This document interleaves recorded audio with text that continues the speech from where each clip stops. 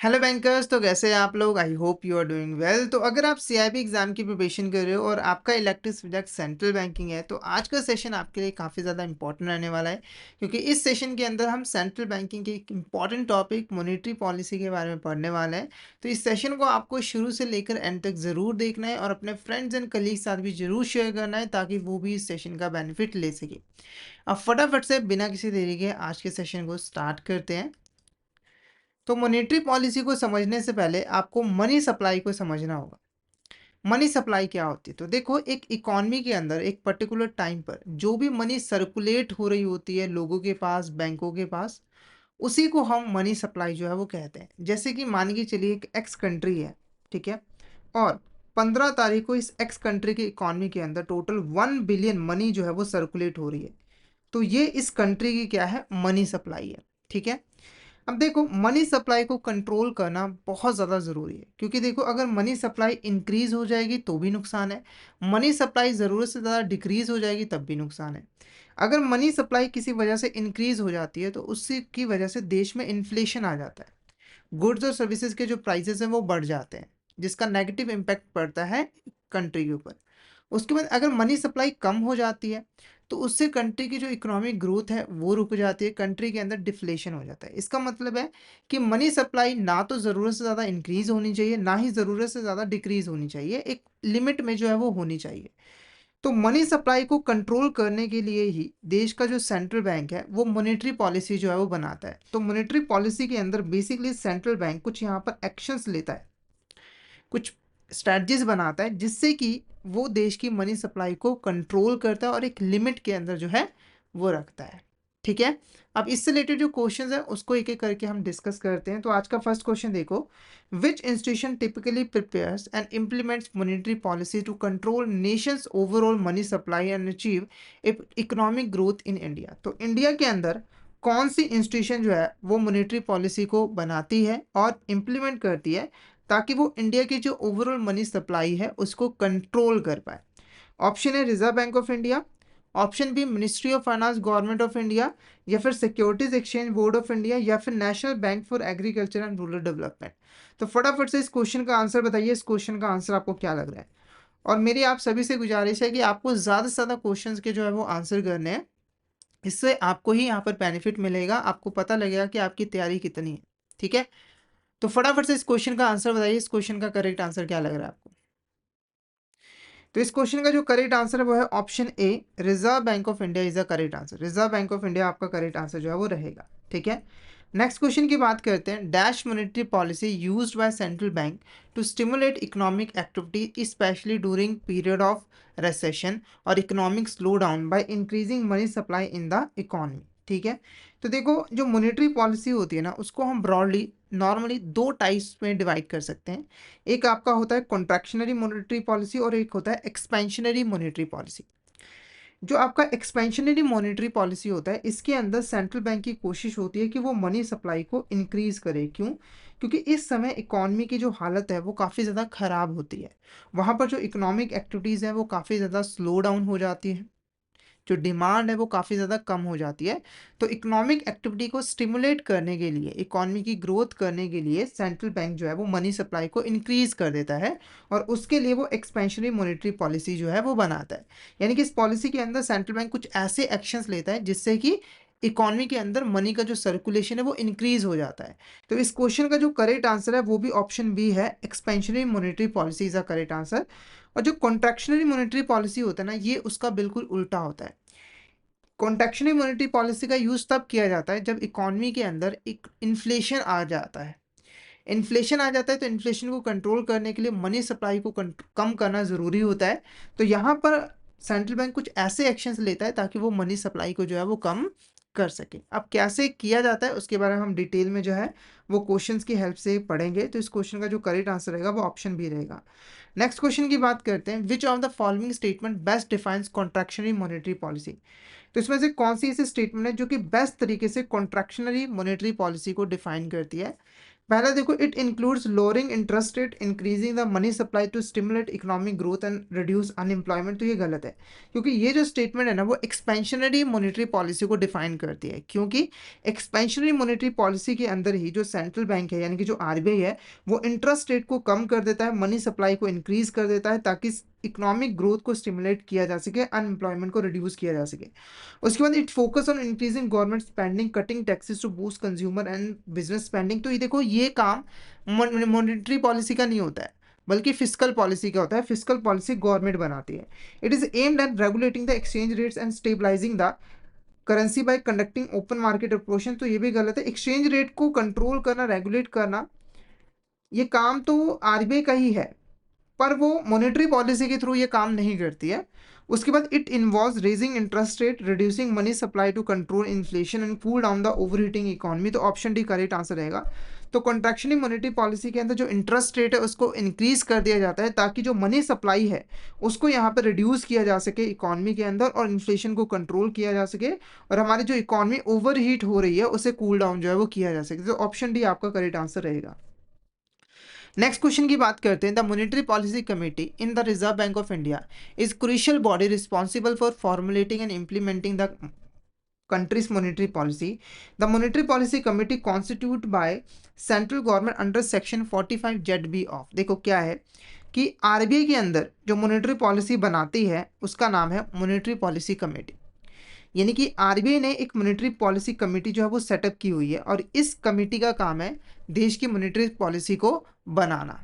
ठीक है, तो ये जो मॉनेटरी पॉलिसी कमेटी थी, इसको जो सेंट्रल गवर्नमेंट है हमारे देश की, उसने जो है वो कॉन्स्टिट्यूट किया था under section 45 ZB of reserve Bank of India act 1934। यानी कि reserve Bank of India act 1934 के अंदर इस कमेटी को सेंट्रल गवर्नमेंट ने जो सेटअप किया था।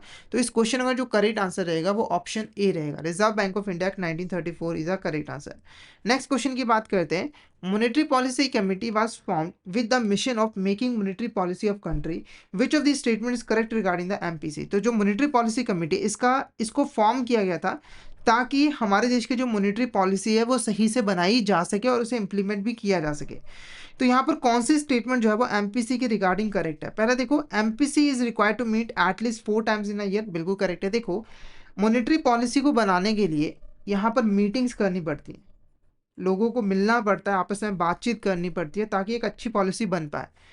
तो मॉनेटरी पॉलिसी को बनाने के लिए जो मॉनेटरी पॉलिसी कमेटी है उसको 1 साल के अंदर कम से कम 4 बारी मीटिंग जो है वो करनी ज़रूरी है, और हर एक मीटिंग के अंदर 4 मेंबर्स का प्रेजेंट होना ज़रूरी है।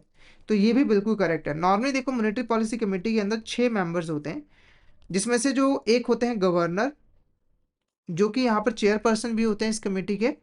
उसके बाद आते हैं आपके यहाँ पर डिप्टी गवर्नर, जो कि इंचार्ज होते हैं इस कमेटी के। फिर एक और मेंबर जो है वो आरबीआई से ही अपॉइंट किया जाता है सेंट्रल बोर्ड के द्वारा, और 3 मेंबर्स को गवर्नमेंट जो है वो नॉमिनेट करती है।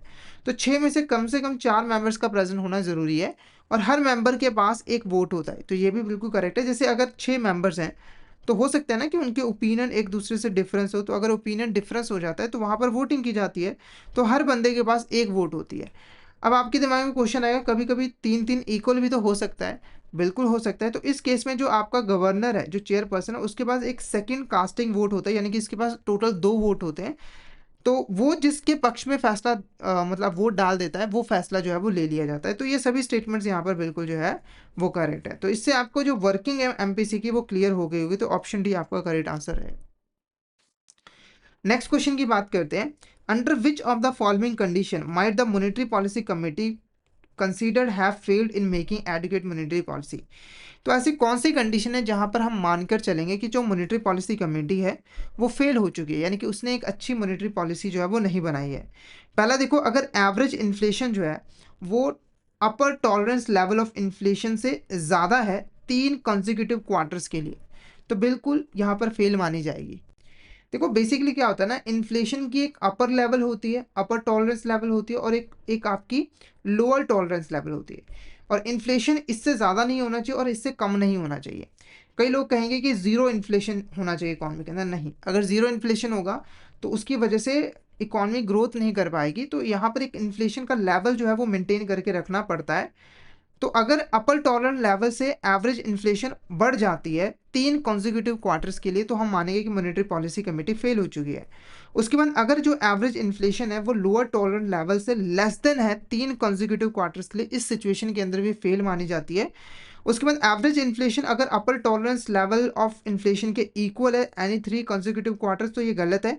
उसके बाद अगर एवरेज इन्फ्लेशन जो है वो इक्वल है लोअर टॉलरेंस लेवल के, तो ये गलत है। तो ऑप्शन सी आपका करेक्ट आंसर रहेगा।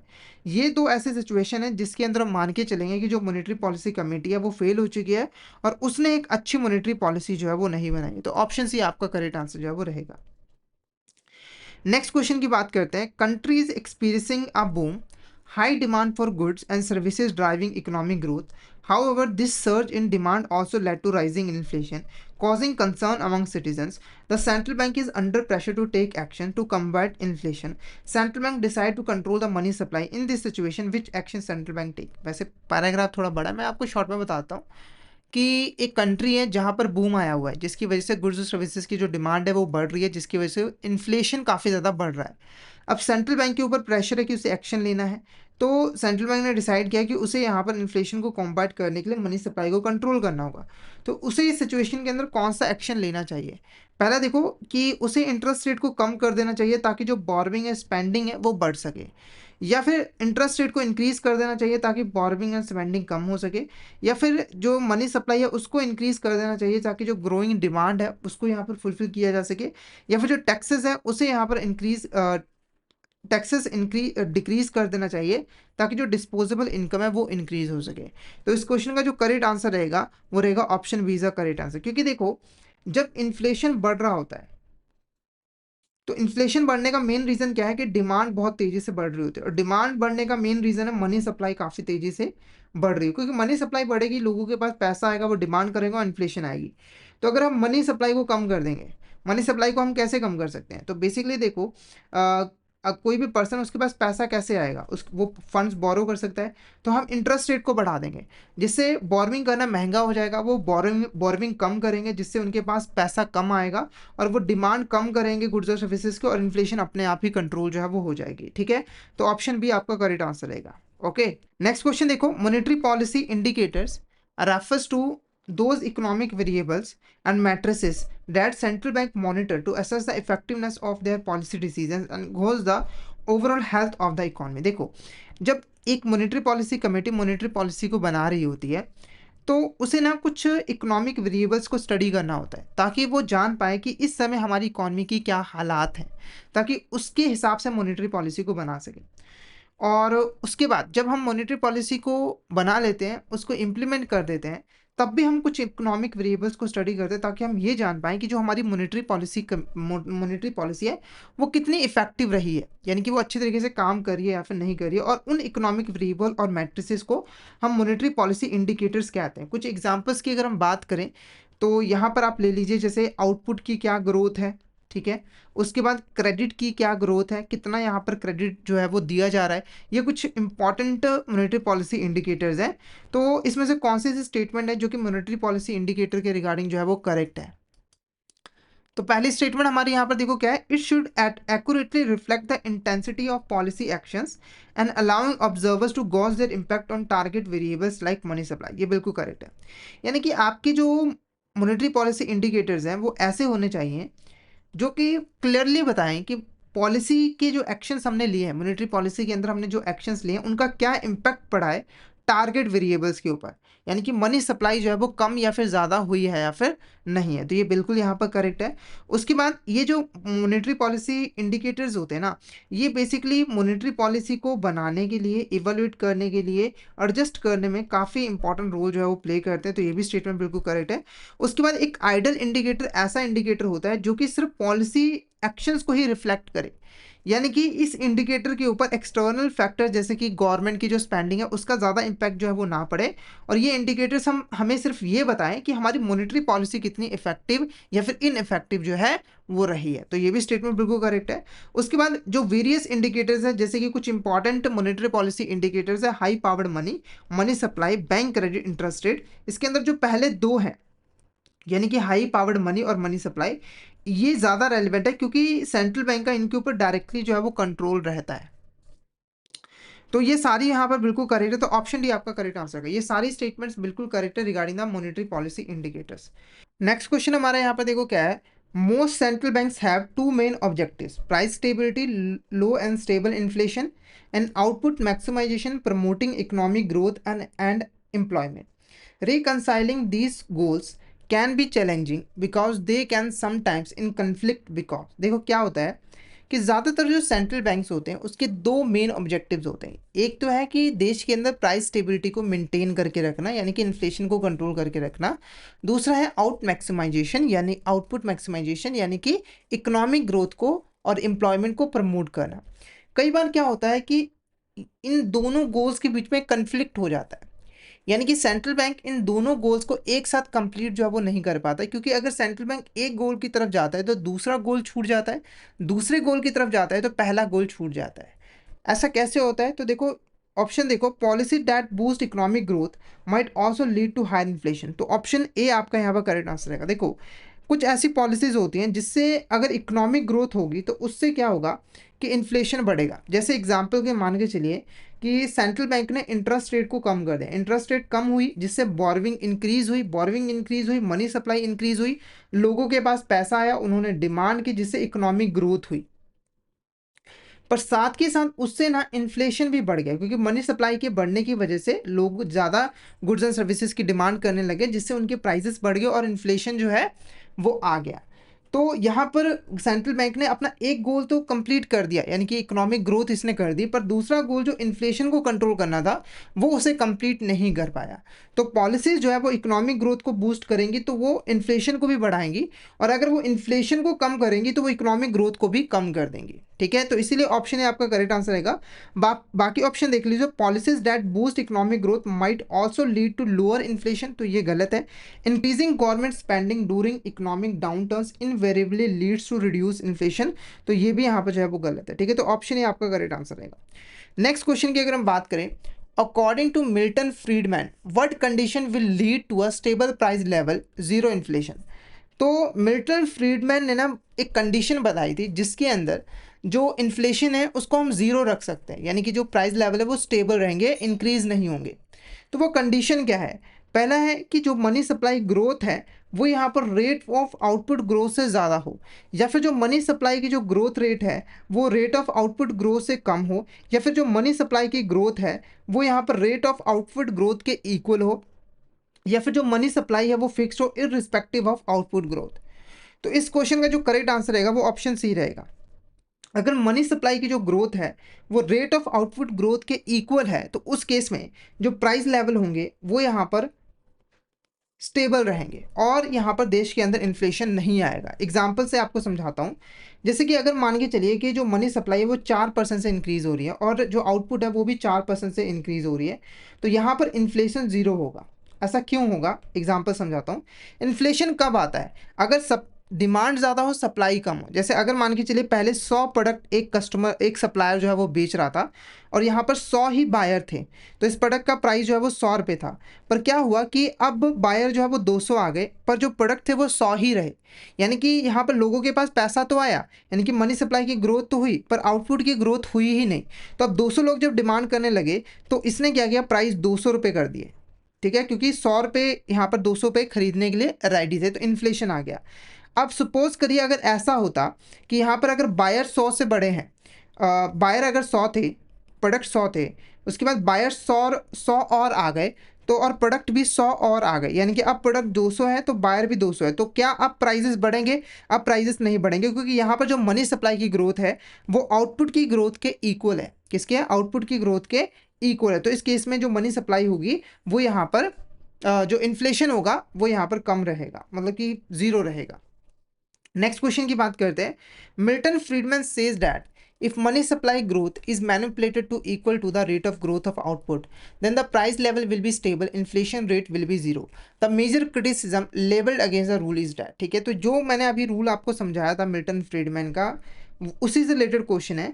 तो रूल क्या कहता है कि अगर मनी सप्लाई की जो ग्रोथ है वो इस तरीके से मैनिपुलेट की जाए कि वो यहाँ पर आउटपुट के ग्रोथ के रेट के इक्वल हो जाए, तो वहाँ पर जो प्राइस लेवल है वो स्टेबल रहेंगे और इन्फ्लेशन जो है वो ज़ीरो हो जाएगा। तो इसकी ना एक मेजर क्रिटिसिज्म की गई थी, वो क्या थी? पहला देखो, central bank can not directly influence money supply but can only indirectly manipulate it. तो ऑप्शन ए आपका यहाँ पर करेक्ट आंसर रहेगा। देखो, जो सेंट्रल बैंक है ना, वो मनी सप्लाई को डायरेक्टली इन्फ्लुएंस नहीं कर सकते, यानी कि वो डायरेक्टली मनी सप्लाई को कम या ज़्यादा नहीं कर सकते, इनडायरेक्टली कर सकते हैं। जैसे कि इंटरेस्ट रेट को बढ़ाना, रिजर्व रिक्वायरमेंट्स को बढ़ाना, तो ये कुछ इनडायरेक्ट तरीके हैं जिससे मनी सप्लाई को कम या फिर ज़्यादा जो है वो किया जाता है। ठीक है, तो जब मनी सप्लाई के ऊपर डायरेक्ट कंट्रोल नहीं है तो उसको मैनिपुलेट नहीं किया जा सकता है, मतलब कि डायरेक्ट मैनिपुलेशन जो है वो पॉसिबल नहीं है। और यही मेजर क्रिटिसिज्म थी। उसके बाद ऑप्शन भी देखो, central banks have complete control over money supply and can directly adjust it will to achieve economic stability, ये गलत है। उसके बाद money supply growth is solely determined by government fiscal policy and is independent of central bank, option तो ये भी गलत है। Indirect manipulation of money supply by central bank has no impact on inflation और इकोनॉमिक ग्रोथ आउटकम्स, तो ये भी गलत है, क्योंकि इनडायरेक्ट मैनिपुलेशन ही सही, पर उसका इन्फ्लेशन और इकोनॉमिक ग्रोथ के ऊपर जो है वो इम्पैक्ट ज़रूर पड़ता है। तो इस क्वेश्चन का जो करेक्ट आंसर रहेगा वो रहेगा option A is the correct answer. Option A आपका करेक्ट आंसर रहेगा। क्लियर है आपको यहाँ तक? एक बार मुझे चैट बॉक्स में बता दीजिए, और किसी भी तरह का डाउट आता है तो आप चैट बॉक्स में मैसेज करके पूछ सकते हो, ठीक है? और नेक्स्ट क्वेश्चन करने से पहले, अगर आप सिस्टमेटिक वे में सेंट्रल बैंकिंग की प्रिपरेशन करना चाहते हो तो आप हमारे कोर्सेज में एनरोल कर सकते हो, जहां पर हम आपको प्रोवाइड करवाते हैं कॉन्सेप्चुअल वीडियोस जो कि हमारे हिंदी और इंग्लिश लैंग्वेज के मिक्स में अवेलेबल होते हैं। इसी के साथ हम आपको mock test, mega mock test और कॉम्प्लीमेंट्री ई पीडीएफ नोट्स भी प्रोवाइड करते हैं, जिनकी हेल्प से आप इजीली रिवीजन कर सकते हो, प्रैक्टिस कर सकते हो।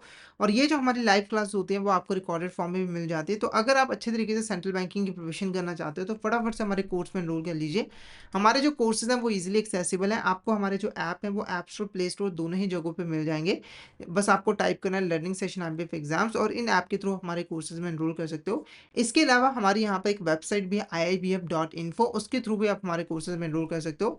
और अभी हमारे कोर्सेज के ऊपर काफ़ी ज़्यादा डिस्काउंट ऑफर चल रहे हैं, और अगर आपको कोर्स से रिलेटेड कोई भी डिटेल चाहिए, डिस्काउंट से रिलेटेड कोई भी डिटेल चाहिए, तो आपको हमारे व्हाट्सएप ग्रुप को ज्वाइन करना होगा, जिसका नंबर है 8360944207। और इस व्हाट्सएप ग्रुप पे आपको मैसेज करना है कोर्स डिटेल्स, तो वहाँ पर आपको सारी की सारी कोर्स की डिटेल जो है वो मिल जाएगी।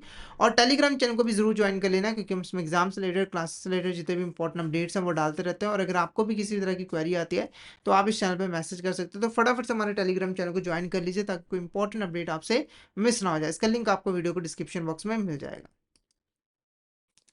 अब बढ़ते हैं नेक्स्ट क्वेश्चन की तरफ। नेक्स्ट क्वेश्चन देखो, dash regime in monetary policy refers to framework where the central bank decision particularly regarding interest rates and money supply are guided by clearly defined rules and regulations। ठीक है, तो देखो, monetary policy को बनाने का framework होता है, ठीक है, और वो जो फ्रेमवर्क होता है वो दो तरह का होता है।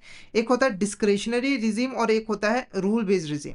ठीक है, तो देखो, जो रूल बेस्ड रिजीम होता है ना, उसके अंदर मॉनेटरी पॉलिसी को बनाने का जो फ्रेमवर्क है वो ऐसा होता है कि वहां पर ना पहले से ही कुछ यहाँ पर डिफाइंड रूल्स एंड रेगुलेशंस होते हैं, जिनको फॉलो करके ही मॉनेटरी पॉलिसी को बनाया जाता है। यानी कि यहाँ पर पर्सनल जजमेंट का, पर्सनल ऑब्जर्वेशन का यूज़ नहीं किया जाता है, बल्कि जो रूल कहता है उसी रूल को फॉलो करके मॉनेटरी पॉलिसी को बनाना है। जैसे अगर रूल ने कहा कि, अगर एक रूल है कि अगर इन्फ्लेशन 5% से कम हो जाएगी तो वहाँ पर इंटरेस्ट रेट को डिक्रीज कर देना है, ताकि इन्फ्लेशन को थोड़ा सा इंक्रीज किया जा सके। तो यहाँ पर जो मॉनेटरी पॉलिसी बनाने वाले लोग हैं उनको इस रूल को फॉलो करना ही पड़ेगा, यानी कि जैसे 5% इन्फ्लेशन कम हो जाएगा तो उन्हें इंटरेस्ट रेट को भी जो है वो कम करना पड़ेगा, ताकि इन्फ्लेशन को थोड़ा सा बढ़ाया जा सके। उसके बाद इसका ऑपोजिट होता है डिस्क्रेशनरी रिजीम। इसके अंदर क्या होता है डिस्क्रेशनरी रिजीम के अंदर? तो यहाँ पर ना जो मॉनेटरी पॉलिसी बनाते हैं लोग, वो अपने जजमेंट का, अपनी थिंकिंग का यूज़ करते हैं, यानी कि वो चेंजिंग कंडीशन के अकॉर्डिंग अपनी पॉलिसी को जो है वो चेंज कर सकते हैं। उन्हें ज़्यादा रिजिड होने की ज़रूरत जो है वो नहीं पड़ती है। ठीक है, यानी कि वो चेंजिंग कंडीशन के अकॉर्डिंग अपनी पॉलिसी में आराम से जो है वो चेंजेस जो है वो कर सकते हैं, क्योंकि यहाँ पर पहले से कोई डिफाइंड रूल्स एंड रेगुलेशंस नहीं होते हैं। जो मॉनेटरी पॉलिसी बनाने वाले लोग हैं वो अपनी जजमेंट्स और अपनी नॉलेज का यूज़ जो है वो करते हैं। नेक्स्ट क्वेश्चन की बात करते हैं। An open market operation is an instrument which involves buying selling of government securities like bond from और to the public and banks by RBI। Which of this statement is correct regarding open market operation? देखो, open market operation के अंदर जो आपका reserve Bank of India है वो government के behalf पर गवर्नमेंट की सिक्योरिटीज की सेल परचेज करता है, यानी कि वो पब्लिक को या बैंकों को गवर्नमेंट सिक्योरिटीज सेल भी करता है, जरूरत पड़ने पर वापस परचेज भी करता है। तो इसमें से कौन सी ऐसी स्टेटमेंट है जो कि ओपन मार्केट ऑपरेशन के रिगार्डिंग करेक्ट है? पहले देखो, when securities are sold money supply in economy decreases, तो ये स्टेटमेंट बिल्कुल करेक्ट है। और इसको ना एक एग्जांपल की हेल्प से मैं आपको समझाता हूँ। जैसे मान के चलिए कि यहाँ पर हमारी गवर्नमेंट है और ये आपका आरबीआई है, यहाँ पर हमारी बैंक है, ठीक है। बैंक के पास 100 करोड़ रुपए है, तो आरबीआई ने यहाँ पर 100 करोड़ की जो सिक्योरिटीज है, गवर्नमेंट सिक्योरिटीज है, वो बैंक को सेल कर दिया। बैंक ने जैसे ही उसे परचेज किया, उसे 100 करोड़ रुपए जो है वो आरबीआई को देने पड़े, जिससे क्या हुआ, बैंक के पास अब लोन देने के लिए 100 करोड़ रुपए कम पड़ गए, जिसकी वजह से 100 करोड़ की जो मनी सप्लाई है वो हमने यहाँ पर कम जो है वो कर दी है। तो आप देख सकते हो कि अगर आरबीआई जो है वो सिक्योरिटीज को सोल्ड करता है तो उससे मनी सप्लाई जो है वो डिक्रीज हो जाती है, ठीक है। उसके बाद when securities are purchase money supply in economy increases, ये बिल्कुल करेक्ट है। देखो, अब आरबीआई ने यहाँ पर सेल किया था पहले सिक्योरिटीज, अब इसने बाय कर लिया, बैंक से सिक्योरिटीज को बाय कर लिया। और बैंकों को जब बाय करेगा आरबीआई तो 100 करोड़ रुपए बैंकों को देगा ना, तो बैंकों के पास अब 100 करोड़ पे आ गया, जिसको वो आगे बिजनेसमैन और इंडिविजुअल्स को लोन देगा, तो इससे मनी सप्लाई क्या हो जाएगी, इंक्रीज हो जाएगी। उसके बाद RBI purchases sells its own securities, तो ये गलत है, क्योंकि मैंने अभी आपको बताया कि जो आरबीआई है वो गवर्नमेंट के बिहाफ पर करता है और गवर्नमेंट की सिक्योरिटीज की सेल परचेज जो है वो करता है। तो ये स्टेटमेंट गलत है। तो इस क्वेश्चन का जो करेक्ट आंसर रहेगा वो ऑप्शन सी रहेगा। नेक्स्ट क्वेश्चन की बात करते हैं। Cash reserve ratio is a specified amount of bank deposit which banks are required to keep with the RBI in the form of reserves और balances. Higher the CRR with the RBI the money supply will be. देखो, CRR क्या होता है, cash reserve ratio. तो हमारी जो scheduled commercial banks हैं जितनी भी हैं, उनको अपने टोटल डिपॉजिट का एक सर्टेन परसेंटेज जो है वो आरबीआई के पास रिजर्व करके रखना पड़ता है, और उस सर्टेन परसेंटेज को ही हम उस रिजर्व अमाउंट को ही कैश रिजर्व रेशियो जो है वो कहा जाता है। अब देखो, मान के चलिए कि यहाँ पर एक बैंक है जिसके पास 100 करोड़ रुपए, रिजर्व रिक्वायरमेंट 10 करोड़ है, या 10% है तो 10 करोड़ हो गया। तो अब उसे 10 करोड़ रुपए आरबीआई के पास रिजर्व करके रखने पड़ेंगे। अब देखो, अगर सीआरआर इंक्रीज होता है, जैसे वो 20% होता है, इस केस में इसे 20 करोड़ रुपए करने पड़ेंगे, जिससे अब इसके पास 10 करोड़ रुपए लोन देने के लिए कम है, जिससे 10 करोड़ की मनी सप्लाई कम हो गई है। यानी कि अगर सीआरआर को इंक्रीज किया जाता है तो वहां पर जो मनी सप्लाई है वो यहाँ पर डिक्रीज हो जाएगी। तो ऑप्शन बी आपका यहाँ पर करेक्ट आंसर रहेगा। Option B is a correct answer. Next question की बात करते हैं। Banks have to maintain certain quantity of liquid asset with themselves at any point in time to of their total time and demand liabilities is known as, ठीक है। तो देखो, बैंकों को ना अपने जो टोटल डिपॉजिट्स है, चाहे वो टाइम डिपॉजिट है या फिर डिमांड डिपॉजिट है, उसका एक सर्टेन परसेंटेज अपने पास ही लिक्विड फॉर्म में रखना पड़ता है, रिजर्व करके रखना पड़ता है। तो उसे हम क्या कहते हैं, वो आपका स्टैट्यूटरी लिक्विडिटी रेशियो है, कैश रिजर्व रेशियो है, या फिर जर्नल रिजर्व है, या फिर कैपिटल एडुकेसी रेशियो। तो फटाफट से इस क्वेश्चन का आंसर बताइए। इस क्वेश्चन का आंसर आपको क्या लग रहा है, क्या होगा इस क्वेश्चन का करेक्ट आंसर? तो इस क्वेश्चन का जो आंसर है वो है option A, statutory liquidity ratio is the correct answer. Next question की बात करते हैं। Which tool does a central bank uses directly influence the cost of borrowing for commercial banks, ठीक है। तो इसमें से कौन सा ऐसा टूल है जिसका यूज करता है सेंट्रल बैंक, ताकि वो कमर्शियल बैंक की जो बोरोइंग की कॉस्ट है उसको इन्फ्लुएंस कर सके? ऑप्शन है open market operations, cash reserve ratio, statutory liquidity ratio, या फिर रेपो रेट। फटाफट से इस क्वेश्चन का आंसर बताइए। इस क्वेश्चन का आंसर आपको क्या लग रहा है, क्या होगा इस क्वेश्चन का करेक्ट आंसर? तो इस क्वेश्चन का जो करेक्ट आंसर है वो है option D, repo rate is a correct answer. Repo rate आपका करेक्ट आंसर है। देखो, रेपो रेट एक ऐसा रेट है जिसके ऊपर आरबीआई जो है वो बैंकों को लोन देता है, ठीक है। तो जैसे एग्जांपल के लिए मान के चलिए कि आरबीआई ने 100 करोड़ रुपए का लोन दिया एबीसी बैंक को, और वहां पर जो इंटरेस्ट चार्ज किया वो 10% का किया, तो ये आपका रेपो रेट होगा। और ये बेसिकली एबीसी बैंक के लिए बोरोइंग की कॉस्ट होगी, यानी कि जब वो फंड्स बोरो करेगी तो उसको 10% एक्स्ट्रा पे करना पड़ेगा, तो ये 10% उसकी कॉस्ट होगी। अगर ये बढ़ा दिया जाए 20%, तो कॉस्ट ऑफ बोरोइंग इंक्रीज हो जाएगी, क्योंकि अब इसे 20% का जो इंटरेस्ट है वो पे करना पड़ेगा, डबल। पर अगर इसे कम कर दिया जाए तो यहाँ पे बोरोइंग की कॉस्ट जो है वो कम हो जाएगी। तो बैंक रेट का यूज किया जाता है ताकि कमर्शियल बैंक की बोरोइंग कॉस्ट ऑफ बोरोइंग को इन्फ्लुएंस किया जाए, और इससे मनी सप्लाई को जो है वो कंट्रोल किया जाए, उसको इंक्रीज या फिर डिक्रीज किया जाए, ठीक है। नेक्स्ट बात करते हैं। When the RBI feels that money supply is increasing and causing a upward pressure on inflation, then which of these action take RBI? तो अगर आरबीआई को ऐसा लगता है कि जो मनी सप्लाई वो इंक्रीज हो रही है और उससे इन्फ्लेशन इंक्रीज हो रहा है, तो आरबीआई को यहाँ पर कौन सा एक्शन लेना चाहिए? पहला, वहाँ पर सीआरआर को इंक्रीज कर देना चाहिए, एसएलआर को डिक्रीज कर देना चाहिए, बैंक रेट को इंक्रीज कर देना चाहिए, या फिर सिक्योरिटीज को सेल कर देना चाहिए। तो देखो इस सिचुएशन के अंदर एक ही तरीका है इन्फ्लेशन को कम करने का, वो है मनी सप्लाई को कम कर दो।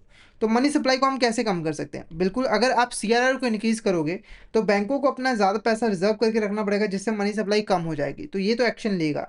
उसके बाद डिक्रीज एसएलआर, तो इससे तो मनी सप्लाई उल्टा बढ़ जाएगी। क्यों? क्योंकि बैंकों के पास ज़्यादा पैसा रहेगा लोन देने के लिए, तो वो ज़्यादा लोन देंगे तो मनी सप्लाई इंक्रीज हो जाएगी, तो ये एक्शन नहीं लिया जाएगा।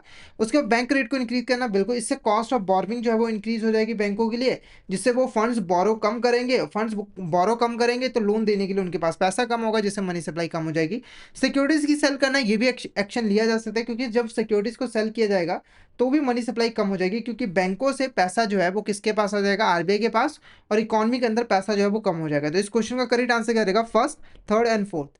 ऑप्शन ए आपका करेक्ट आंसर रहेगा। Option A is the correct answer. Next question की बात करते हैं, which of these the qualitative instrument of monetary policy. तो अभी तक हमने ये जो CRR, bank rate, open market operations के बारे में पढ़ा, वो क्वांटिटेटिव मेथड्स हैं या फिर क्वांटिटेटिव इंस्ट्रूमेंट्स हैं मॉनेटरी पॉलिसी के। अब कुछ यहाँ पर क्वालिटेटिव इंस्ट्रूमेंट्स भी होते हैं मॉनेटरी पॉलिसी के, वो कौन से हैं? पहला है राशनिंग ऑफ क्रेडिट, दूसरा है मार्जिन रिक्वायरमेंट को चेंज करना, या फिर मोरल सिचुएशन, या फिर ऑल ऑफ द अबव। तो फटाफट से इस क्वेश्चन का आंसर बताइए, इस क्वेश्चन का आंसर आपको क्या लगा? इसमें से कौन सा आपका क्वालिटेटिव इंस्ट्रूमेंट है मॉनेटरी पॉलिसी का? तो इस क्वेश्चन का जो करेक्ट आंसर है वो है option D, all of the above is the correct answer. ये तीनों के तीनों आपके क्वालिटेटिव इंस्ट्रूमेंट है। राशनिंग ऑफ क्रेडिट के अंदर बेसिकली आरबीआई जो है वो बैंकों के ऊपर एक लिमिट लगा देता है कि आपको एक लिमिट के अंदर ही किसी एक सेक्टर या फिर इंडिविजुअल को लोन देना है, जिससे कि हम मनी सप्लाई को कंट्रोल कर सकते हैं, एक पर्टिकुलर सेक्टर में ज़्यादा लोन देने से रोका जा सकता है। ठीक है, जैसे एग्जाम्पल के लिए आपका प्रायोरिटी सेक्टर हो गया। प्रायोरिटी सेक्टर के अंदर बेसिकली राशनिंग ऑफ क्रेडिट ही की जाती है, क्योंकि यहाँ पर बैंकों को अपने टोटल लोन्स का एक सर्टेन परसेंटेज प्रायोरिटी सेक्टर को कंपलसरी जो है वो देना पड़ता है। उसके बाद मार्जिन रिक्वायरमेंट को चेंज करना। जैसे मार्जिन रिक्वायरमेंट क्या होती है? तो अगर आप बैंक से 10 लाख रुपए का लोन लेने जाते हो, तो बैंक कभी भी आपको 10 लाख रुपए का लोन नहीं देगा, बल्कि वो अपना कुछ मार्जिन रखेगा, कि बोलेगा आपको कि कुछ हिस्सा आप भी कंट्रीब्यूट कीजिए। जैसे 2 लाख रुपए का मार्जिन है, तो आपको 2 लाख रुपए कंट्रीब्यूट करने पड़ेंगे, बैंक आपको सिर्फ 8 लाख रुपए का लोन देगा। तो मार्जिन रिक्वायरमेंट को चेंज करके हम मनी सप्लाई को कंट्रोल कर सकते हैं। जैसे अगर अभी 2 लाख है मार्जिन रिक्वायरमेंट, अगर हम इसको 4 लाख कर दें, तो अब कितना? 6 लाख रुपए ही बस इकोनॉमी के अंदर हुई है, तो मनी सप्लाई जो है वो कम हो जाएगी। उसके मोरल सिचुएशन के अंदर मॉरली जो यहाँ पर रिजर्व बैंक ऑफ इंडिया वो थोड़ा सा दबाव बनाता है बैंकों के ऊपर, कि आप इन सेक्टर्स को ज़्यादा लोन जो है मत दीजिए, बल्कि इन सेक्टर्स को लोन दीजिए, और ये सेक्टर्स हमारे देश के लिए काफ़ी ज़्यादा ज़रूरी है। तो ये सारे के सारे आपके क्वालिटेटिव इंस्ट्रूमेंट्स हैं मॉनेटरी पॉलिसी के। नेक्स्ट क्वेश्चन की बात करते हैं, which of the following statement about the standing deposit facility rate are correct. ठीक है, तो सबसे पहले ये स्टैंडिंग डिपॉजिट फैसिलिटी क्या है, इसको यहाँ पर थोड़ा सा समझते हैं। तो देखो, ये बेसिकली एक ओवरनाइट फैसिलिटी है, जहाँ पर बैंक जो है वो एक दिन के लिए, सिर्फ एक दिन के लिए आरबीआई के पास जो है वो एक्सेस फंड जो है वो डिपॉजिट करवा सकते हैं, और उनको उसके ऊपर एक एसडीएफ इंटरेस्ट रेट जो है वो मिलेगा। तो ये स्टेटमेंट यहाँ पर बिल्कुल करेक्ट है। उसके बाद SDF facility helps RBI to absorb excess liquidity from the banking system, ये बिल्कुल करेक्ट है। अब क्योंकि देखो, इस फैसिलिटी के अंदर बैंक अपना पैसा आरबीआई के पास डिपॉजिट करवाते हैं, जिससे क्या होता है, मनी सप्लाई कुछ टाइम के लिए कम हो जाती है, नॉर्मली एक दिन के लिए कम हो जाती है, क्योंकि मनी सप्लाई कम हो जाती है, जिससे हम एक्सेस लिक्विडिटी को एब्जॉर्ब जो है वो कर पाते हैं। उसके बाद जो एसडीएफ रेट है वो बेसिकली यहाँ पर जो पॉलिसी रेपो रेट है उससे 25 बेसिस पॉइंट जो है वो कम होता है। तो ये सारे स्टेटमेंट्स बिल्कुल करेक्ट है, तो option D, all of the आपका करेक्ट आंसर जो है वो रहेगा। नेक्स्ट क्वेश्चन की बात करते हैं, quantity theory mechanism is classical theory emphasizes the proportion relationship between money supply and the price level. As the central bank increases the money supply, more money flows through the economy, potentially leading to, देखो, ये जो quantity theory mechanism है ये एक classical theory है, जो कि ये बताती है कि यहाँ पर जो आपकी मनी सप्लाई और प्राइस लेवल्स है उसके बीच में डायरेक्ट रिलेशनशिप जो है वो पाया जाता है। यानी कि अगर एक चीज़ बढ़ेगी तो दूसरी चीज़ भी बढ़ेगी, मनी सप्लाई बढ़ेगी तो प्राइस लेवल्स भी बढ़ेंगे, देश के अंदर इन्फ्लेशन आएगा। तो अगर यहाँ पर सेंट्रल बैंक जो है वो मनी सप्लाई को इंक्रीज कर देती है, तो उससे इकोनॉमी के अंदर मनी का फ्लो बढ़ जाता है, तो उससे पोटेंशियली क्या होता है? तो यहाँ पर देखो, जो डिमांड है, एग्रीगेट डिमांड है, वो हायर हो जाती है, जिससे हायर प्राइजेस जो है हम हमें देखने को मिलते हैं, यानी कि देश के अंदर इन्फ्लेशन आ जाता है। या फिर लोअर एग्रीगेट डिमांड रहती है और अल्टीमेटली प्राइजेस भी लोअर होते हैं, डिफ्लेशन। या फिर डिमांड तो हायर होती है पर प्राइजेस जो है वो काफ़ी कम होते हैं, डिफ्लेशन। तो इस क्वेश्चन का जो करेक्ट आंसर रहेगा वो रहेगा option A is the correct answer. Option A आपका यहाँ पर करेक्ट आंसर रहेगा, यानी कि एग्रीगेट डिमांड जो है वो बढ़ जाती है, और जिससे जो प्राइजेस होते हैं वो भी बढ़ जाते हैं। इन्फ्लेशन आया था देश के अंदर। उसके बाद देखो the interest rate mechanism is the most widely recognize mechanism. Changes in central bank target interest rate directly impact the borrowing cost for business consumer when interest rate rise. तो इंटरेस्ट रेट मैकेनिज्म के अंदर basically यहाँ पर money supply और जो आपका interest rate है उसके बीच में क्या रिलेशनशिप है उसको जो है वो एक्सप्लेन जो है वो किया गया है।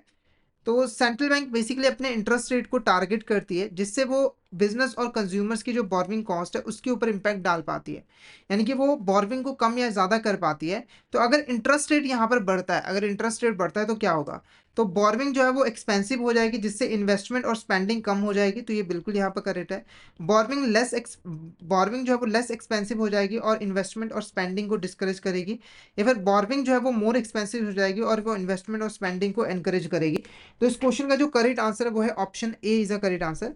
जो बोर्विंग है वो काफ़ी ज़्यादा एक्सपेंसिव हो जाती है जिससे लोग जो है वो बोर्विंग करना बंद कर देते हैं, जिससे इन्वेस्टमेंट कम हो जाती है, स्पेंडिंग भी कम हो जाती है। तो ये आपका यहाँ पर टॉपिक था मॉनेटरी पॉलिसी। तो आई होप आपको ये टॉपिक अच्छे तरीके से क्लियर हो गया होगा। अगर आपको कोई डाउट आता है तो आप चैट बॉक्स में मैसेज करके पूछ सकते हो। क्लियर हो गया तो एक बार मैसेज करके जरूर बता दीजिएगा कि आपको यहाँ तक क्लियर जो है वो हो गया है। ठीक है। नेक्स्ट जो हमारा यहाँ पर टॉपिक है वो है क्रेडिट पॉलिसी। ठीक है, तो सबसे पहले क्रेडिट पॉलिसी क्या है इसको यहाँ पर समझिए। क्रेडिट पॉलिसी को समझने से पहले आपको क्रेडिट का मतलब पता होना चाहिए। क्रेडिट क्या है, तो देखो एक इकॉनमी के अंदर जो भी लोन्स एंड एडवांसेस दिए जाते हैं कंज्यूमर्स को, बिजनेसेस को, वो आपका क्रेडिट होता है। क्या होता है, क्रेडिट होता है। अब क्रेडिट पॉलिसी क्या होती है, क्रेडिट पॉलिसी की हेल्प से हम क्रेडिट को कंट्रोल कर पाते हैं। क्योंकि देखो इकॉनमी के अंदर ना तो क्रेडिट का इंक्रीज होना अच्छा है ना ही क्रेडिट का डिक्रीज होना अच्छा है। क्योंकि अगर क्रेडिट इंक्रीज होगा तो इन्फ्लेशन आएगा, इकोनॉमी के ऊपर नेगेटिव इम्पैक्ट पड़ेगा, और क्रेडिट अगर डिक्रीज होगा तो डिफ्लेशन होगा, तब भी नेगेटिव इम्पैक्ट पड़ेगा। तो एक क्रेडिट पॉलिसी कौन बनाता है, तो हमारे देश के अंदर रिजर्व बैंक ऑफ इंडिया जो है बनाता है। और ये आप एक तरीके से कह सकते हो कि मॉनेटरी पॉलिसी का ही पार्ट है जो कि मेनली क्रेडिट के ऊपर फोकस जो है वो करता है। ठीक है। तो पहला क्वेश्चन क्या है, विच of the following statement best defines credit policy. कौन सी स्टेटमेंट जो है वो बेस्ट तरीके से क्रेडिट पॉलिसी को डिफाइन करती है। पहला ये a set of rules governing how lenders extend credit to borrowers. ये बेसिकली कुछ रूल्स होते हैं जो कि बताते हैं कि जो लेंडर्स है वो कैसे बॉर्वर्स को क्रेडिट एक्सटेंड करेंगे। या फिर एक ऐसा फ्रेमवर्क है जिसको सेंट्रल बैंक यूज़ करते हैं कॉस्ट ऑफ क्रेडिट और कॉस्ट और अवेलेबिलिटी ऑफ क्रेडिट को मैनेज करने के लिए। या फिर एक मार्केट कंपैरिजन है जो कि यहाँ पर क्रेडिट कार्ड के यूज़ को प्रमोट करना चाहता है। या फिर एक लीगल डॉक्यूमेंट है जो कि यहाँ पर स्पेसिफिक लोन एग्रीमेंट की जो टर्म एंड कंडीशन है उसको आउटलाइन करता है। तो इस क्वेश्चन का जो करेक्ट आंसर रहेगा वो ऑप्शन बी रहेगा। क्योंकि देखो क्रेडिट पॉलिसी के एक ऐसा फ्रेमवर्क है जिसका यूज़ करके जो सेंट्रल बैंक होता है वो यहाँ पर क्रेडिट की अवेलेबिलिटी और कॉस्ट ऑफ क्रेडिट को मैनेज करता है, कंट्रोल करता है। तो ऑप्शन बी आपका करेक्ट आंसर रहेगा। नेक्स्ट क्वेश्चन की बात करते हैं, which of the following is a dimension of credit policy. इसमें से कौन सा हमारा डायमेंशन है क्रेडिट पॉलिसी का। पहला quantum credit, source of credit, nature of credit requirements, या फिर क्रेडिट एलोकेशन मैकेनिज्म। क्या लग रहा है आपको, क्या लग रहा है आपको इसका करेक्ट आंसर। तो इस क्वेश्चन का जो करेक्ट आंसर है वो है option D is a correct answer. ये सारे के सारे इंपॉर्टेंट डायमेंशन है क्रेडिट पॉलिसी के। क्वांटम ऑफ क्रेडिट बेसिकली बताता है कि टोटल कितना क्रेडिट अवेलेबल है इकॉनमी के अंदर, यानी कि टोटल कितना लोन्स एंड एडवांसेस जो है वो दिया जा रहा है बिजनेसेस या फिर कंज्यूमर्स को। सोर्स ऑफ क्रेडिट का मतलब है कि लोगों को लोन्स एंड एडवांसेस किस सोर्सेज से मिल रहे हैं। मेन जो सोर्सेज हैं, अगर हम फॉर्मल की बात करें तो इसके अंदर हमारी बैंक्स आ जाती है, एनबीएफसीज आ जाती हैं और अदर फाइनेंशियल इंस्टीट्यूशंस आ जाती हैं। अगर इनफॉर्मल की बात करें तो वहाँ पर जो हमारे मनी लैंडर्स हैं, जो महाजन वगैरह हैं, वो आ जाते हैं। उसके बाद नेचर ऑफ क्रेडिट रिक्वायरमेंट, देखो हर पर्सन की जो क्रेडिट रिक्वायरमेंट है वो अलग है। किसी को पर्सनल यूज़ के लिए पैसा चाहिए, किसी को बिजनेस के लिए पैसा चाहिए, किसी को अपना घर बनाना है, किसी को कार खरीदनी है, किसी को पढ़ाई करने के लिए पैसा चाहिए। ठीक है, तो यहाँ पर ये जो डायमेंशन है बेसिकली फोकस करता है कि ऐसे प्रोडक्ट सर्विसेज बनाए जाए ताकि यहाँ पर जो वेरियस लोग हैं उनके जो क्रेडिट रिक्वायरमेंट्स है उसको फुलफिल किया जा सके। क्रेडिट एलोकेशन मैकेनिज्म बेसिकली बताता है कि क्रेडिट को कैसे एलोकेट किया जाएगा, यानी कि कैसे लोगों तक पहुंचाया जाएगा, जैसे कि एक इंपॉर्टेंट मैकेनिज्म है आपका priority sector lending. Next question की बात करते हैं, which of the following tool is not use by central bank to implement credit policy. इसमें से कौन सा ऐसा टूल है जो कि सेंट्रल बैंक यूज नहीं करता है क्रेडिट पॉलिसी को इंप्लीमेंट करने के लिए। पहला देखो open market operation, reserve requirement, interest rate control, या फिर गवर्नमेंट स्पेंडिंग। तो फटाफट से बताइए कि ऐसा कौन सा टूल है जो कि यहाँ पर सेंट्रल बैंक यूज नहीं करता है क्रेडिट पॉलिसी को इंप्लीमेंट करने के लिए। तो फटाफट से इस क्वेश्चन का आंसर बताइए, इस क्वेश्चन का करेक्ट आंसर आपको क्या लग रहा है? तो इस क्वेश्चन का जो करेक्ट आंसर रहेगा वो रहेगा option D, government spending is the correct answer. Government spending आपका करेक्ट आंसर रहेगा। नेक्स्ट क्वेश्चन की बात करते हैं। Dash refers to interest rate borrowers pay for loans, RBI regulates through tools like repo rate, reverse repo rate. देखो क्या होता है ना कि जब भी हम फंड्स को बोरो करते हैं यानी कि लोन लेते हैं तो वहां पर हमें एक इंटरेस्ट पे करना पड़ता है। जैसे आप होम लोन, व्हीकल लोन लेते हैं तो वहां पर आपको इंटरेस्ट पे करना पड़ता है ना, तो उस इंटरेस्ट को हम क्या कहते हैं? वो कॉस्ट ऑफ क्रेडिट है, क्वांटिटी ऑफ क्रेडिट है, क्रेडिट डिसबर्समेंट है, या फिर क्रेडिट रिजर्व है? तो फटाफट से इस क्वेश्चन का आंसर बताइए, इस क्वेश्चन का आंसर आपको क्या लग रहा है, क्या होगा इस क्वेश्चन का करेक्ट आंसर? फटाफट से बताइए इस क्वेश्चन का करेक्ट आंसर आपको क्या लग रहा है, जल्दी से बताइए। तो इस क्वेश्चन का जो करेक्ट आंसर रहेगा वो रहेगा cost of credit is the correct answer. क्यों? क्योंकि देखो जो इंटरेस्ट आप पे करते हो वो बेसिकली आपकी कॉस्ट होती है। जैसे अगर आपने 10 लाख रुपए का लोन लिया, उसके ऊपर 1 लाख का इंटरेस्ट बना, तो ये जो 1 लाख रुपए वो आपकी कॉस्ट है बोरो करने की, क्योंकि आपने जो फंड्स बोरो किए उसके बदले में आपको 1 लाख एक्स्ट्रा पे करना पड़ा, तो ये क्रेडिट की कॉस्ट है। ओके, तो ऑप्शन ए आपका करेक्ट आंसर रहेगा। अब देखो आरबीआई इसको कंट्रोल करता है कैसे, रेपो रेट या फिर रिवर्स रेपो रेट के थ्रू। देखो रेपो रेट क्या है, रेपो रेट के अंदर आरबीआई लोन देता है किसे, बैंकों को, ठीक है। तो अगर मान के चलिए कि जो रेपो रेट है वो 10% है, तो ऑब्वियस सी बात है कि बैंक इससे ज़्यादा इंटरेस्ट चार्ज करेगा, क्योंकि 10 पे तो उसे मिल ही रहा है। कोई 10 का खरीद के 10 का थोड़ी देगा, वो 12 पे देगा, 14 पे देगा, ठीक है। तो ये तो एक इंपॉर्टेंट है। रिवर्स रेपो रेट क्या होता है, जिसके ऊपर आरबीआई जो है वो बैंकों से बोरो करता है, ठीक है। उसके बाद देखो quantity of credit refers to total amount of loans bank can extend, the RBI control its through tools like. देखो क्वांटिटी ऑफ क्रेडिट का मतलब है कि जो total amount of loan bank जो है वो एक्सटेंड कर रहे हैं कंज्यूमर्स या फिर बिजनेसमैन को, यानी कि दे रहे हैं। तो हम यहाँ पर जो आरबीआई है वो यहाँ पर क्वांटिटी ऑफ क्रेडिट को किस टूल की हेल्प से जो है वो रेगुलेट करता है, कंट्रोल करता है? पहले देखो public expenditure, reserve requirements, open market operation, या फिर बोथ बी एंड सी। फटाफट से इस क्वेश्चन का आंसर बताइए, इस क्वेश्चन का करेक्ट आंसर आपको क्या लग रहा है, क्या होगा इस क्वेश्चन का करेक्ट आंसर? तो इस क्वेश्चन का जो करेक्ट आंसर रहेगा वो रहेगा आपका यहाँ पर both B and C is the correct answer. Reserve requirements और ओपन मार्केट ऑपरेशंस, ये ऑलरेडी मैंने आपको समझा दिया है। रिजर्व रिक्वायरमेंट से बैंकों को ज़्यादा पैसा अपने पास रिजर्व करके रखना पड़ेगा, जिससे वो लोन कम देंगे। लोन कम देंगे तो क्रेडिट की जो क्वांटिटी है वो कम हो जाएगी, और इसका ऑपोजिट भी हो सकता है। रिजर्व रिक्वायरमेंट को अगर हम कम कर देंगे तो क्वांटिटी ऑफ क्रेडिट इंक्रीज हो जाएगी। ओपन मार्केट ऑपरेशन, अगर यहाँ पर आरबीआई सेल करता है तो वहाँ पर क्वांटिटी ऑफ क्रेडिट कम हो जाएगी, पर परचेज करता है तो क्वांटिटी ऑफ क्रेडिट जो है, सॉरी, अगर यहाँ पर सेल करते हैं तो क्वांटिटी ऑफ क्रेडिट इंक्रीज हो जाएगी, पर परचेज करते हैं तो क्वांटिटी ऑफ क्रेडिट कम हो जाएगी, ठीक है। उसके बाद देखो फेस वैल्यू ऑफ लोन और credit facility measured at current prices which reflect the amount borrowed without considering the inflation is known as, ठीक है। तो नॉर्मली देखो अगर आप आज के टाइम में जाओ और बैंक से 10 लाख रुपए का लोन लो, ठीक है, तो ये जो 10 लाख रुपए का लोन है इसकी जो फेस वैल्यू वो 10 लाख रुपए है, और ये आपने करंट प्राइस के ऊपर मेजर किया है। तो इसको हम क्या कहेंगे, ये आपका रियल क्रेडिट है, नॉमिनल क्रेडिट है, इफेक्टिव क्रेडिट है, या फिर एडजस्टेड क्रेडिट है? तो इसका जो करेक्ट आंसर रहेगा वो ऑप्शन बी रहेगा। नॉमिनल क्रेडिट को ना हम इन्फ्लेशन से एडजस्ट नहीं करते, मतलब कि इन्फ्लेशन का इम्पैक्ट इसके अंदर इंक्लूड नहीं करते हैं। पर रियल क्रेडिट के अंदर ऐसा नहीं होता, यहाँ पर हम इसे इन्फ्लेशन के साथ एडजस्ट करते हैं। जैसे अगर मान के चलिए कि आपने एक घर खरीदा 1990 के अंदर, और उसके लिए आपको 10 लाख रुपए का लोन लेना पड़ा। उसी घर को 2025 में खरीदने के लिए आपको 20 लाख रुपए की ज़रूरत पड़ी। तो अगर हम बात करें इन्फ्लेशन की, तो इन्फ्लेशन की वजह से ये जो 10 लाख रुपए है आज उसकी वैल्यू 20 लाख रुपए है, यानी कि, पर अगर हम इन्फ्लेशन का इम्पैक्ट हटाते हैं तो 10 लाख 20 लाख के इक्वल है, क्योंकि इसकी परचेजिंग पावर सेम है। क्योंकि 10 लाख से आप वही घर खरीदते हो तो 20 लाख से भी वही घर खरीद रहे थे। तो चाहे आपने बैंक से 20 लाख रुपए का क्रेडिट लिया, पर अगर हम उसका रियल क्रेडिट कैलकुलेट करेंगे तो वो आपका 10 लाख रुपए ही होगा, ठीक है। इसके लिए हम इंडेक्स का यूज़ जो है वो करते हैं। उसके बाद देखो which of the following is not a potential risk of using loose credit policy. अगर एक सेंट्रल बैंक जो है वो एक अच्छी क्रेडिट पॉलिसी नहीं बनाती है, यानी कि लूज क्रेडिट पॉलिसी बनाती है, तो उससे ना कई सारे रिस्क अराइज होते हैं। तो इसमें से कौन सा रिस्क नहीं है? पहला देखो फाइनेंशियल इंस्टेबिलिटी आ जाती है, तो बिल्कुल करेक्ट है, ये रिस्क तो बढ़ता है, फाइनेंशियल इंस्टेबिलिटी आ जाती है। इन्फ्लेशन भी काफ़ी ज़्यादा इंक्रीज हो जाता है, करेंसी भी डेप्रिशिएट हो जाती है।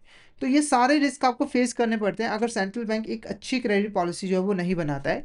तो इस क्वेश्चन का जो करेक्ट आंसर रहेगा वो ऑप्शन डी रहेगा, none of the above is the correct answer, none of the above आपका करेक्ट आंसर जो है वो रहेगा। नेक्स्ट क्वेश्चन की अगर हम बात करें, during periods of high inflation central bank may implement tight credit policy measures such as. देखो, अगर हम बात करें हाई इन्फ्लेशन की, तो सेंट्रल बैंक वहाँ पर एक टाइट क्रेडिट पॉलिसी इंप्लीमेंट करता है। तो वो कौन से मेजर्स इस क्रेडिट पॉलिसी के अंदर लेता है? सबसे पहले वो रिजर्व रिक्वायरमेंट्स को डिक्रीज कर देता है, गलत। क्योंकि देखो, रिजर्व रिक्वायरमेंट्स को अगर डिक्रीज किया जाएगा तो वहाँ पर तो क्रेडिट अवेलेबिलिटी बढ़ जाएगी, तो इन्फ्लेशन और ज़्यादा हो जाएगा। डिस्काउंट रेट को कम कर देना तो ये भी गलत है, क्योंकि डिस्काउंट रेट कम कर दिया तो यहाँ पर बैंक ज़्यादा बोरविंग कर पाएंगे, ज़्यादा बोरविंग कर पाएंगे, ज़्यादा लोन दे पाएंगे, तो क्वांटम क्रेडिट इंक्रीज हो जाएगी, इन्फ्लेशन और बढ़ जाएगा।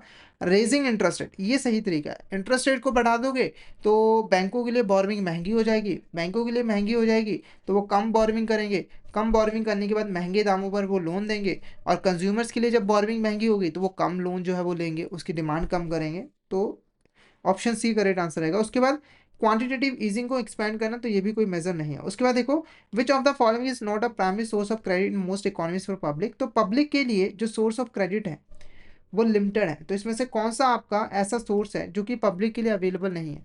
पहला commercial bank, central bank, micro finance institutions या फिर मनी लेंडर। तो फटाफट से इस क्वेश्चन का आंसर बताइए, इस क्वेश्चन का आंसर आपको क्या लग रहा है?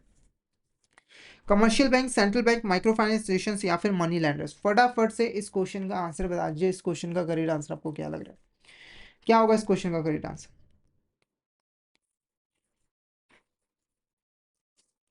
क्या होगा इस क्वेश्चन का करेक्ट आंसर? तो इस क्वेश्चन का जो करेक्ट आंसर रहेगा वो रहेगा आपका central bank is the correct answer. देखो, जो सेंट्रल बैंक है वो नॉर्मली पब्लिक के साथ डील नहीं करता है, यानी कि वो पब्लिक से ना तो डिपॉजिट एक्सेप्ट करता है, ना ही उनको लोन वगैरह जो है वो देता है, बल्कि ये गवर्नमेंट बैंकों के साथ जो है वो डील करता है। ठीक है, तो ऑप्शन भी करेक्ट है। बाकी commercial bank, micro finance institution, money lenders, ये बेसिकली प्राइमरी सोर्स हैं क्रेडिट के, जिनसे पब्लिक को क्रेडिट जो है वो मिल पाता है। तो ऑप्शन भी सेंट्रल बैंक आपका करेक्ट आंसर रहेगा।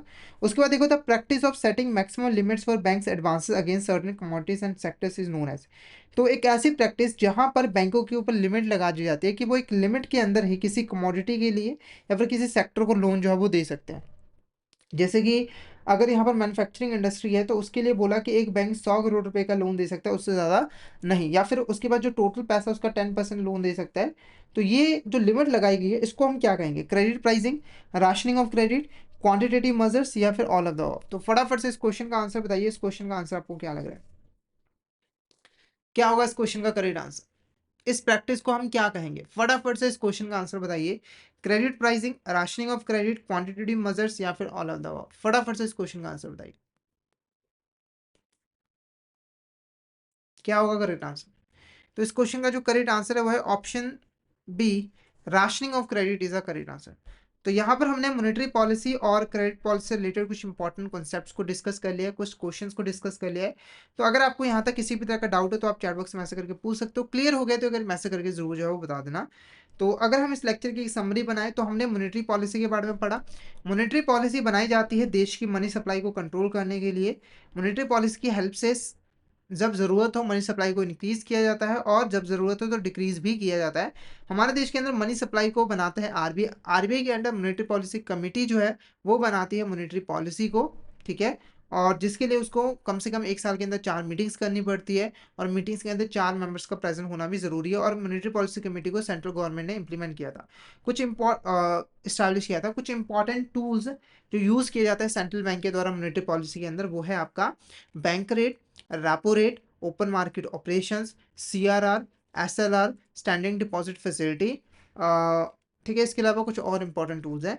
फिर आपका आया था क्रेडिट पॉलिसी। क्रेडिट पॉलिसी क्या है? ये money money money monetary policy का ही एक पार्ट है, और इसके ऊपर मेनली क्रेडिट की अवेलेबिलिटी और कॉस्ट ऑफ क्रेडिट के ऊपर फोकस किया जाता है, और कोशिश की जाती है कि जो क्रेडिट है वो एडिक्वेट अमाउंट में इकोनॉमी के अंदर अवेलेबल हो, ना तो वो ज़्यादा हो ना ही वो कम हो, क्योंकि दोनों का ही इकोनॉमी के ऊपर नुकसान जो है वो पड़ता है। तो यहाँ पर आज का जो हमारा लेक्चर है वो ओवर होता है। तो ये जो लाइव सेशन थी वो बेसिकली हमारी यहाँ पर सेंट्रल बैंकिंग ही थी। सेंट्रल बैंकिंग हमारे सीआईबी का एक इलेक्टिव सब्जेक्ट है। तो अगर आप सेंट्रल बैंकिंग प्रिपरेशन कर रहे हो तो आपको ये वीडियो जो है वो ज़रूर देखनी है, और आई होप जिन्होंने ये वीडियो देख लिया उनके लिए वीडियो बेनिफिशियल होगी। और एक ऑलरेडी हमारी क्लास हो चुकी है सेंट्रल बैंकिंग के ऊपर, रिजर्व बैंक ऑफ इंडिया के ऊपर। तो अगर आप रिज़र्व बैंक ऑफ इंडिया के बारे में जानना चाहते हो, उसकी एस्टैब्लिशमेंट कैसी हो, क्या फंक्शंस परफॉर्म करता है, तो उस लेक्चर को भी ज़रूर जाके देखना। वो आपको हमारे यूट्यूब चैनल के ऊपर फ्री ऑफ कॉस्ट मिल जाएगी। आपको सिर्फ वीडियो सेक्शन में जाकर वो वीडियो को देखना है। और ऐसी और अपकमिंग क्लासेस को ज्वाइन करने के लिए आपको हमारे यूट्यूब चैनल को सब्सक्राइब करना, नोटिफिकेशन बेल भी दबाना है, क्योंकि हम आपके लिए जो बाकी इलेक्टिव सब्जेक्ट्स हैं उनकी भी क्लासेस आपके लिए लेकर आते रहेंगे। अगर आपका एचआरएम में क्लास है, मतलब एचआरएम इलेक्टिव सब्जेक्ट है, तो उसकी भी वीडियोस आपको हमारे यूट्यूब चैनल के ऊपर मिल जाएगी। इसके अलावा rural banking, IT and dB, उसकी भी क्लासेस मैं लेकर आपके लिए जो है वो आता रहूँगा। तो आपको लगातार हमारे साथ जो है वो बने रहना है, हमारी क्लासेस को अटेंड जो है वो करते रहना है, ठीक है? तो और इसके अलावा हमारे कोर्सेज़ को भी ज़रूर एनरोल कर लेना, जहाँ पर आपको सारा सिलेबस कॉन्सेप्चुअल वीडियोज़ की फॉर्म में मिल जाता है। प्रैक्टिस के लिए mock test, mega mock test, e PDF notes मिल जाते हैं और लाइव क्लासेस भी रिकॉर्डेड फॉर्म में मिल जाते हैं। अभी हमारे कोर्सेज़ के ऊपर काफ़ी ज़्यादा डिस्काउंट ऑफर चल रहे हैं। डिस्काउंट ऑफर जानना है, कोर्स की डिटेल्स जाननी है, तो इस व्हाट्सएप ग्रुप को ज्वाइन कर लीजिए, जिसका नंबर है 8360944207। यहाँ पर आप मुझे हमें मैसेज कर दीजिएगा, हम आपको कोर्स की सारी डिटेल जो है वो प्रोवाइड कर देंगे, ठीक है? और मैं आपको बता दूं कि आप अगर इलेक्टिव सब्जेक्ट की सिर्फ प्रिपरेशन करना चाहते हो तो उसका भी कोर्स अवेलेबल है।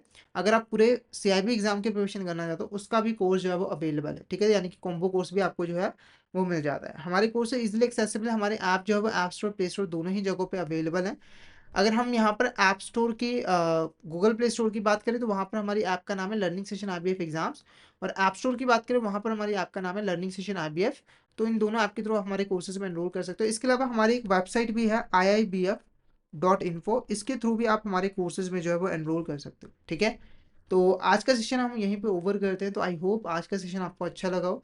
अगर आज का सेशन अच्छा लगा तो आज के सेशन को लाइक करना, हमारे चैनल को सब्सक्राइब करना और शेयर जरूर कर देना अपने फ्रेंड्स के साथ, कलीग्स के साथ, ताकि वो भी इस सेशन का बेनिफिट जो है वो ले सके। और कमेंट बॉक्स में इस क्लास को रेटिंग ज़रूर प्रोवाइड कीजिएगा कि आज की क्लास आपको किस लेवल की लगी, ठीक है? तो ओके, तो thank you so much everyone, next class में मिलते हैं।